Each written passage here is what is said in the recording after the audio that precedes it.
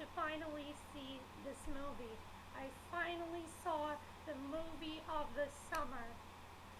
Hey guys, it's Kevin again, and in this video I'm going to be reviewing to you Kick-Ass 2. Guys, I can't believe I finally saw this. I've been so excited. I'm gonna say right now, guys, I've seen the first Kick-Ass. I saw this in like April or May. I've never seen the first Kick-Ass until now. So April or May was the first time I saw the first Kick-Ass, and I absolutely loved it. I mean, I'm sure everybody loves this movie, and I absolutely loved it just as much as everybody else because I thought it was such a great movie, and I really, really love this movie. So, Kick-Ass, I love that movie, and of course I was looking forward to Kick-Ass 2. And as I told you guys, this was my most anticipated movie of the summer. It was the movie that I thought would be like, it would crack my top 10 list. I thought it would definitely be in my top 10 list and definitely be, my favorite summer movie that I've seen all summer. And, question is, guys, is it, first of all, we have two questions here. Is it as good as Kick-Ass?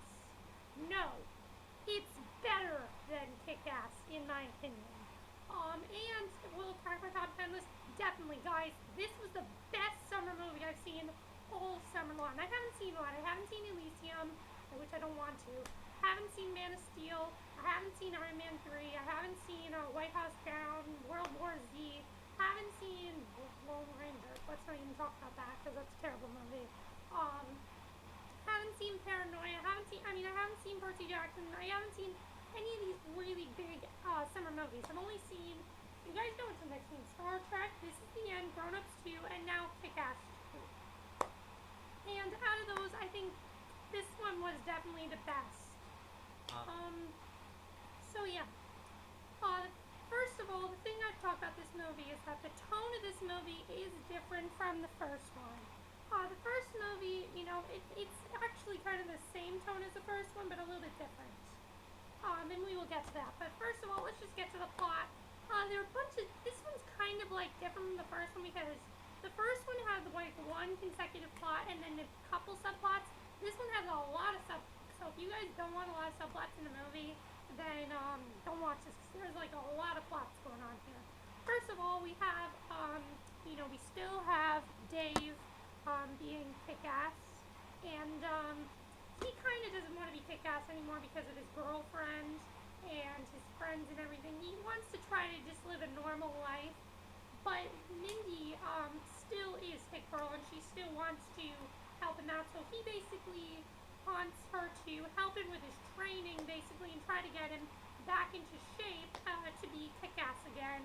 And something happens basically where they're attacked in like this gang fight, and she ends up killing all of them. Mindy McCready ends up killing all of them, but after this happens, her father, not her father, but Morris Chestnut's character Marcus, he basically tells her, no more being Hit Girl anymore. You can't be Hit Girl anymore. We want you to just try to live a normal life, be a normal kid in a normal school, and she doesn't like this at all, but she basically has to try to live without being Hit Girl. In the meantime, Dave, though, now is trying to assemble his own team of new superheroes. So he sees that since he has become Kick-Ass, all these people have turned into these superheroes. Meanwhile, Red Mist is now a supervillain called the Mother. I'm not gonna say it, guys, because I like to keep this channel family friendly. So let's just say the Mother Effer. That's basically what he is. He's basically this supervillain now, and he really is just like a wannabe supervillain, and he wants to try to get Kick-Ass for what he did to his father, because he wants to get revenge on him. And there's just a lot going on here, guys. As you can tell, it's a very confusing stuff. We'll get into that more in the spoilers, so let's just get to it. First of all, I just have to say that the plot right there is amazing. I really love the addition of all the characters in the movie. They all fit the movie really well. So, of course, let's talk about the performances. First of all, our main one, of course, is Aaron Taylor Johnson, who I thought was great in this movie. He was still great. I loved his narration. I loved him just as much as in the first one. He's just the perfect nerd He's the nerd that people are. I'm not like a geek or anything. If anything, my best friend's a geek. You guys know me. I'm a theater geek. But I still appreciate this movie. And you know what? I prefer Kick-Ass over all these superhero movies. I just do. But I thought he was just great in the movie. He really did carry the movie well, and I thought he was great. And then Chloe Grace Moretz. Now, the main reason I want to see this movie, guys, was because, I love Chloe Grace Moretz. I think, I'm very close to her age. I'm 15, she's 16, so I'm allowed to say she is hot. And she was hot in this movie. And she stole the movie again. She always steals these movies. Any scene that she was in, I was paying very close attention to her. I always loved her scenes. She had such great dialogue in this. One of my favorite catchphrases in the trailer, she said in the movie, act like a bitch, get slapped like a bitch. I knew that was going to be one of the most quotable lines of the summer movie season. It definitely was. I loved it when she said that. And bring it on, cocksuckers. That was hilarious. All of her lines were great. And I loved how, even though she's not, I loved how, since she's with this guy now, and since she swears a lot and curses a lot and does all this stuff, they have like a swear jar basically. That was hilarious. And I also liked her little subplot with the Mean Girls. Let me explain that to you guys. The thing with the Mean Girls basically is that she is now going to high school. She's a freshman in high school. And now that she is in high school, these Mean Girls kind of pretend to be her friends, but then they end up targeting her. I thought what ended up happening to the Mean Girls was hilarious. That was great. I would have never, I thought that was great. They kind of this One Direction parody. I will get to that in a second, but now let's get to Christopher Mintz-Plasse or McLovin. Everyone always calls him McLovin. We're always going to think of him as McLovin. We're just going to call him McLovin. I thought he was great. He was even more funny in this movie. I don't even remember him in the first movie. I don't really remember him in Kick-Ass. I just remember him pretending to be Kick-Ass's #1 fan. That's all I remember about Christopher Mintz-Plasse. But I thought he was hilarious in this one. This one, I thought he was just so funny. He was such a great villain. Here's the thing. Anytime he had a line, it was absolutely ridiculous because of what his name was. The team he had was hilarious. I thought the whole team was great. All of the superheroes, they were hilarious. And I really loved all of the stuff that happened with his character. I thought his character was great. And yeah, I'll get to more of that in spoilers. And then the only other person I want to talk about, well, there are a lot of people I'd like to talk about, but Jim Carrey. Now Jim Carrey, first of all, Jim Carrey is just driving me nuts right now because if you guys know, he's not promoting this movie because of the Sandy Hook incident, and because of this, he's not, doesn't want to promote the movie. Well, Jim Carrey, you did this movie and you're still getting money for it. If you really didn't want to promote this movie, you could have said, can you just get my character out of here and just leave me alone? That's what you could have done. You could have been ridiculous about it and all this stuff, and I just ask for the money, and then you don't have to promote it anymore. So don't refuse to promote it if you're still getting paid. That's what I say. But this is not a video like that. But I thought he was great in the movie. I loved how his character was very Christian, and since everyone else is like cursing so much in the movie and saying so much stuff. And every other word that comes out of their mouth is like a curse word, basically.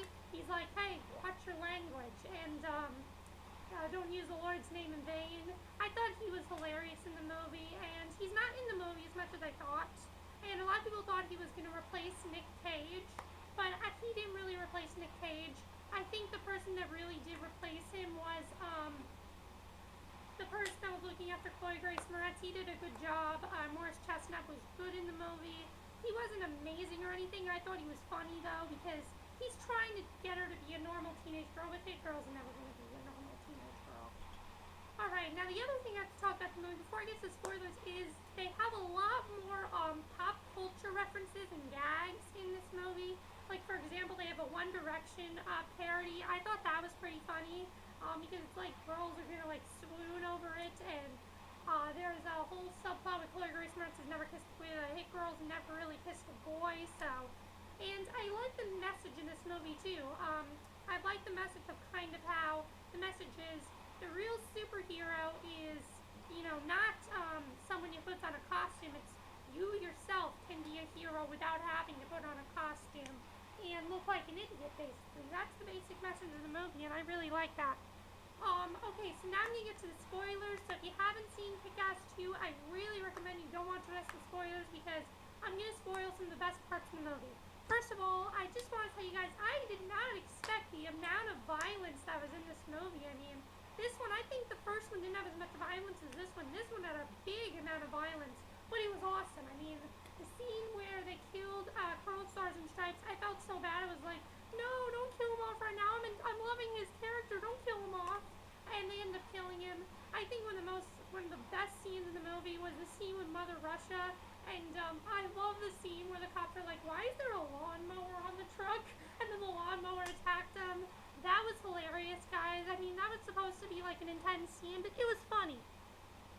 And the other thing I loved was the character of Night Bitch. I didn't really talk about her. This isn't really a spoiler, but I'll get to her in the, I'll talk about it. I forgot to talk about her. This is not a spoiler, but her and Dave having a romance. I like that. I did not expect Dave's father to die. I didn't expect them to actually kill him off. I thought he was just I didn't think that would actually happen, but that was pretty awesome. Like, they just killed him off. That's awesome. So yeah, I didn't expect them to kill him off like they did, and I thought that was really awesome that they did that.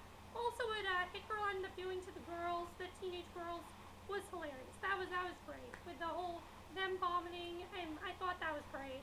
And then I didn't expect for Christopher Mintz-Plasse character to die because he, of course, is like the main villain, and if there's going to be a third movie, I didn't expect him to die. And then Hit Girl going off to see where else she is. I'm going to be very interested to see what's going to happen for Kick-Ass 3 because of that. So, yeah. So, I guess that's basically what I thought of Kick-Ass 2. Overall, I gave this movie perfect 10 out of 10. I thought it was amazing, guys. I thought it was very, very funny at points. A lot funnier than the first one, guys. I thought the first one was funny, but this one was a lot funnier because of Christopher Mintz-Plasse's character and his whole team. I thought they were hilarious. I thought, the stuff with Chloe Grace Moretz and the Mean Girls, that was hilarious. You got that in this movie. You got stuff with, I forgot to talk about, Dave's plot with his father. His father kind of finds out about it. A lot more people find out about Kick-Ass in this movie. Don't want to spoil that for anyone, but, yeah, so that happened too. And, let me know what you guys thought of Kick-Ass 2. Did you think it was better than the first one? I honestly thought it was a little bit better. I like both of them, but anything else you want to know about Kick-Ass? What do you think of, Jim Carrey in the movie? I thought he was awesome. Who do you think stole the show? In my opinion, I think Chloe Grace Moretz and Christopher Mintz-Plasse definitely stole the show. McLovin and Chloe Grace Moretz, they definitely stole the show. That's it for this review. I hope you enjoyed it. I'm sorry I haven't been able to watch a lot of movies in the summer, guys. I probably am going to see one more movie in the movie theater this summer. The Mortal Instruments City of Bones. I'm probably going to see that. But that's it for this review. Hope you enjoyed it, and I'll see you guys next video, which is probably going to be my review of the movie The Host. So see you then. Bye.